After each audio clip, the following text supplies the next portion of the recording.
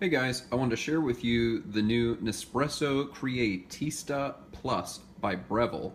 I just happened to come across this in a Nespresso newsletter that was sent out this past week and did a little searching online to try to find the machine and found out that it was just being rolled out into the US. It's been for sale in Australia where Breville is based, and I could not locate any of the machines in the US. Checked Amazon, checked Sir Latab, Williams Sonoma. Did find that Amazon Canada had them for sale, but they were out of stock, and there were about 8 reviews on Amazon Canada. So over the week I kept checking and noticed that Bloomingdale's was offering them on their website, but they were out of stock. Williams Sonoma began offering them on their website, but they were on back order until about November 8th. And Sir Latab said that they had them in stock, and their website allows for a store search, and they actually had them available in local stores in my area. So I was excited about the announcement of the Nespresso Creatista Plus by Breville. I currently am a Breville fan and have the Breville Oracle. I also have and use a Breville dual boiler at work, and absolutely love the machine. The one thing that I don't love about it is when I'm in a rush in the morning. My coffee beans, if I have not used my coffee machine in a while, then obviously the coffee goes bad, and you need to trash all the beans that you have and start from scratch. And that's where the pod system from Nespresso is great. When you're in a hurry, the pods are sealed, they're fresh, and they're ready to go. If you're not familiar with the Oracle has a built-in bean grinder, and also has an automatic frothing wand, and it will automatically sense the heat or the temperature of the milk depending on how you set it, and based on your steaming and frothing settings will automatically stop the milk once it reaches that point. I tend to like my milk at about 107 or 160. There, the machine's finally heated up. 160 degrees when I make a latte. I'm a latte person, so usually leaving for work in the morning, I always make a latte. And that is the one feature that is impossible to find when you start looking at capsule systems like Nespresso.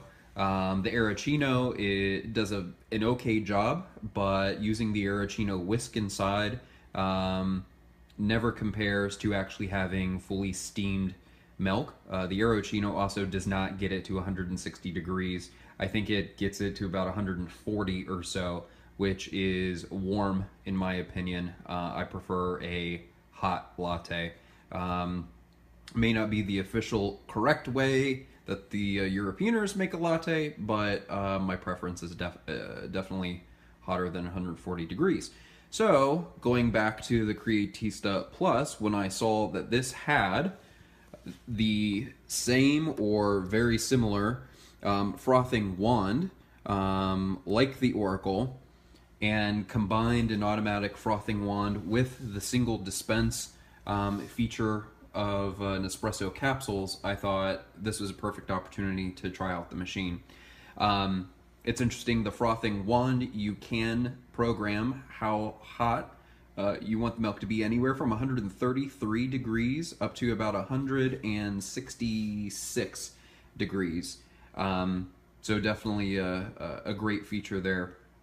The machine, while we've been talking, the Oracle had been heating up. It is a dual boiler machine. There's a lot more going on in that machine than there is in the Creatista. I'm sure this is just a thermoblock machine. But it's great because it takes 3 seconds to heat up. Show you the machine a little bit. I already obviously unboxed it. I was a little excited, but typical Nespresso box that the machine comes in, 19 bar pressure, 3 seconds to heat up. The assisted clean system for the steam wand. This is all in stainless steel. Of course, your Grand Cru selection. comes with your standard set of Grand Cru to test, or sample pack, I should say. Again, another an image there. It does come with a Breville frothing pitcher, which is great.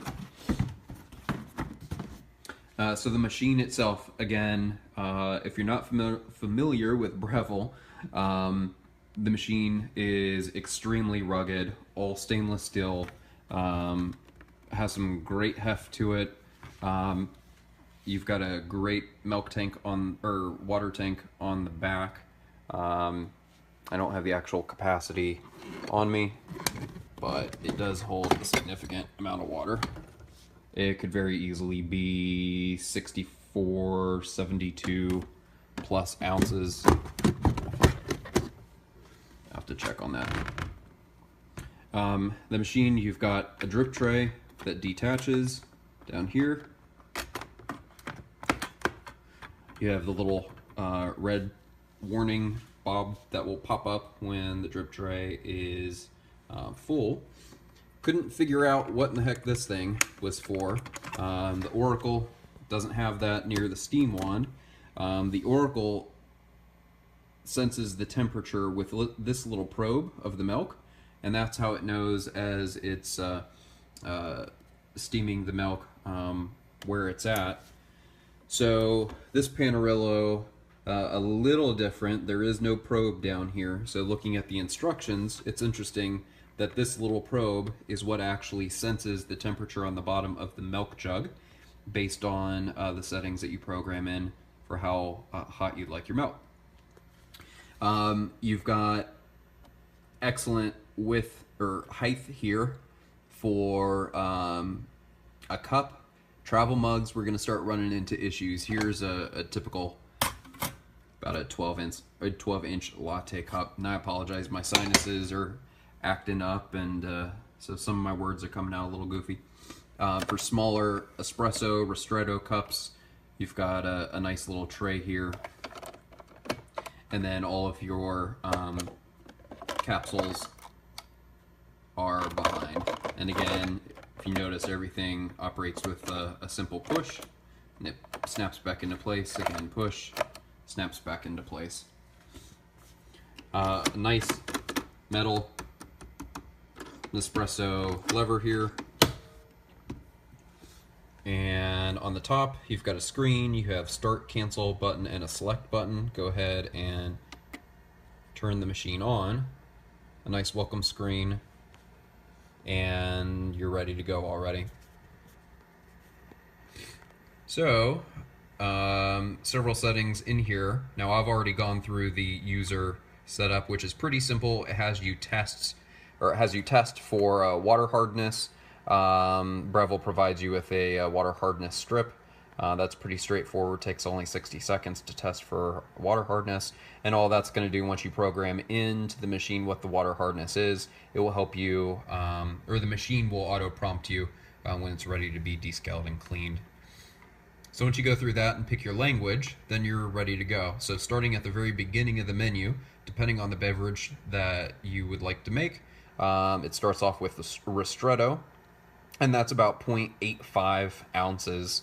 The ristretto. Now if you hit the selector button here, it will allow you to change the volume. Going back to default, espresso, it automatically defaults to about 1.35 of an ounce for espresso. You have lungo, flat white. Now here you start getting into your milk-based beverages. So if you select that, you can select your milk, you can select your coffee volume, next your milk temp, and it took me a while to figure this out because it's confusing. It says milk froth up top and setting 1, wasn't sure what that meant. But if you select that, you can actually change that all the way up to setting 8, back down to the standard setting 1, and you'll see as you're changing it, it'll give you this little white dotted line so you know where your standard baseline was. Moving on, you have cafe latte with your same settings down below. You've got a cappuccino, latte macchiato, then you have just milk settings, steam purge for your wand, maintenance settings, and then general settings. So the one thing I really wanted to highlight on this intro video was any of these milk-based drinks. I'll do a latte since that's what I typically drink. Compared to the Oracle, which as you're selecting how much foam you'd like, more foam, cappuccino, this little arrow you would change it, or less foam, more steamed milk for latte. You can select that. Again, you can also select the temperature. So I was kind of expecting the exact same thing on the Creatista Plus. Unfortunately, when you're changing milk temperature, oh, I just realized that. That's nice, cool, so no heat. But when you're changing milk temperature, you go from warm to ideal to hot, turn it again, very hot, I turn it again, very hot, turn it again, still very hot, turn it again, very hot. There is absolutely nothing in the manual or here on the screen that tells you what the temperature is. So there's no way to know, am I 160 degrees at ideal? Am I 100? Well, we know at very hot, the max temp is about 160, I think it was about 166. So that's 166. So I could assume going down one notch is 160, but I don't know what the increments are as you continue to go down. Same thing with milk. We'll pick ideal, go back into milk. I don't know, setting 8 is going to be max foam, and setting 1, I'm going to assume, is just steamed milk. So somewhere in the middle. This one you're going to have to definitely play with to figure out how much it's foaming and steaming, but I think I'm most bothered by the temperature milk. I would have really loved to have seen the temperatures on here. Besides that, everything else is pretty straightforward. I'm not going to brew anything just yet, but it is interesting if I select a latte and leave all the settings standard and then hit start. What it would do first is actually brew the Nespresso pod, and then your Nespresso's gonna sit in the glass, and then it will tell you it's done, and then you have to push start again, and it will begin your milk. Whereas I would prefer to have the milk steamed first, followed by the shot second, just because the shot is sitting there and getting cool while you're waiting about a minute to a minute and a half for your milk to steam, depending on how much milk you have in there and how hot you make it. Of course, those times are all going to change. So you can get around that by getting out of the menu here and simply just selecting milk. So you can start the milk first, and then you'll have to manually scroll over to whatever shot you want to pull, be it a ristretto or an espresso or a lungo shot for your milk-based drink. So far, those are my two main takeaways of the machine as far as usability, but they are absolutely, it's a fantastic machine so far for what it is. It's retailing in stores right now for $5.99. I think MSRP is about $8.99. Sorry about that. So $5.99 Williams-Sonoma Sur La Table. The Oracle runs about $19.99. So again, these are two completely different machines, but what I'm looking forward to in the Creatista Plus is the consistency with the capsules, and I think once I can figure out the best or ideal milk temperature and milk frothing settings, we'll be good to go. And it should make for a pretty straightforward and easy routine in the morning for making my latte. I'll definitely follow up with a video to show an actual steaming of the milk and a pool of espresso. Definitely feel free to leave any comments below, ask any questions. Again, super excited that this machine is out and available, and look forward to seeing what you guys have to say. Take care. Hi there, I'm here with the Nespresso Creatista Plus from Breville. This is one of their newest coffee machines that they just came out with. And you can make a wide range of different drinks. There's cafe latte, cappuccino, latte macchiato, regular coffee. You can just steam milk. There's a huge range of options. And for each drink, you have so many different customizations, such as your froth level, your milk temperature, etc.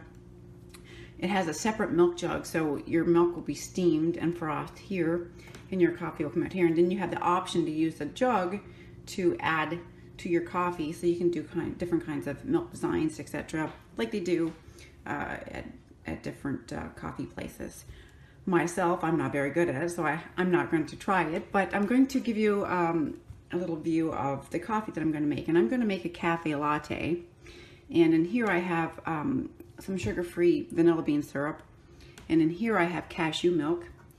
So you don't have to have cow's milk, but if you are wanting to make designs or have a more flavorful coffee, you would use something like a whole milk, or well, actually anytime you want, but the thicker the milk, the better it is for designs. So I'm using a decaf. So I have cafe latte picked, and everything is already saved from all my settings that I prefer. So I'm not going to change it. I'm going to press start. So the coffee, it is awful loud.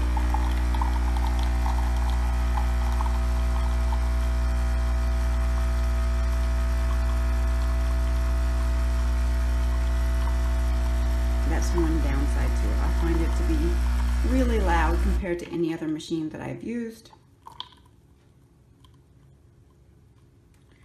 And now I'm going to press start for the milk to be steamed and frothed.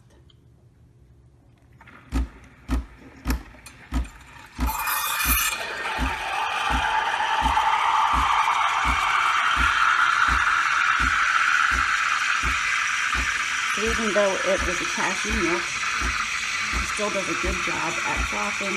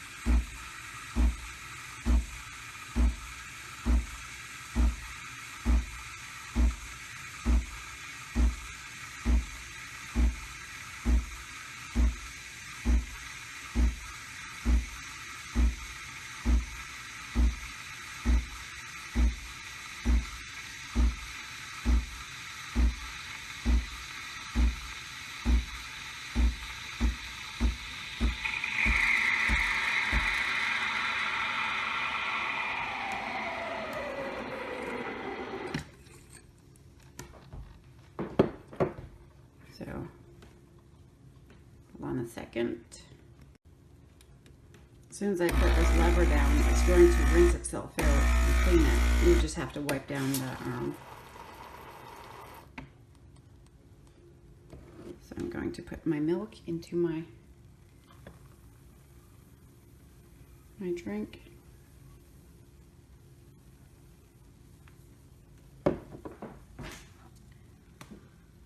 So there you have it. I still have lots of milk left over. I made a little bit too much, but it makes a very tasty drink.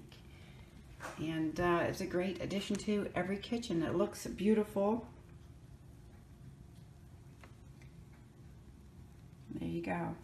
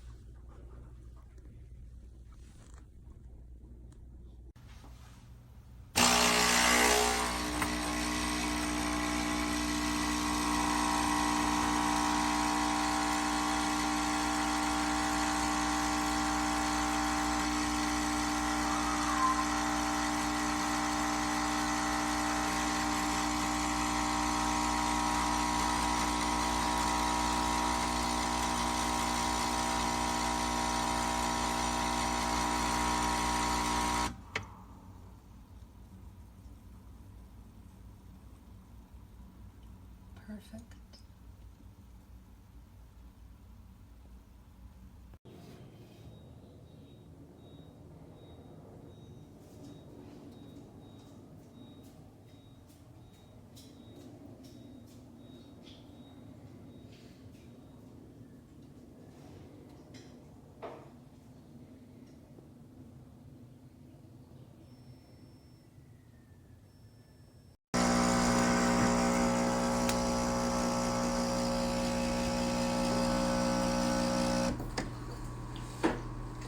Smells bad because in the kitchen now because of Jack.